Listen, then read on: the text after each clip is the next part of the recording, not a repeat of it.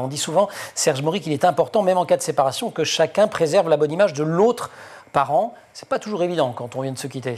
C'est très difficile, effectivement, puisque le propre d'une séparation, c'est qu'il faut bien un motif pour pouvoir se séparer. Donc, c'est un désaccord, une mésentente. Mais comment on fait d'ailleurs? Parce que si on passe son temps à expliquer à ses enfants que papa ou maman est quelqu'un d'absolument génial et extraordinaire, mais que néanmoins on ne vit plus ensemble, il n'y a pas des effets de Larsen?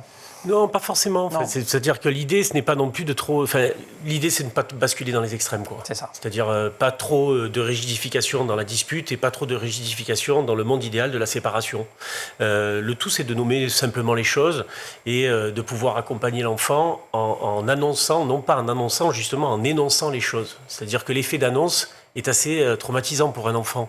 Si vous lui dites, voilà, de manière solennelle, ton père et ta mère vont se séparer, ça donne un effet de traumatisme total, de sidération chez l'enfant. Et ça peut produire le même au moment de la rencontre du beau-parent, puisque là, on a décomposé la famille, on va la recomposer quand même. Exactement. Et donc, on a décidé de recomposer la famille. Il faut présenter le ou les beaux-parents, et ça, c'est forcément un moment délicat. Pareil, on évite de le faire... Alors, pas de manière solennelle également. Voilà. C'est-à-dire que l'idée, c'est de faire un concert, une fête foraine, que sais-je. Et faire un concert, d'aller au concert, on n'est pas obligé de faire le concert soi-même.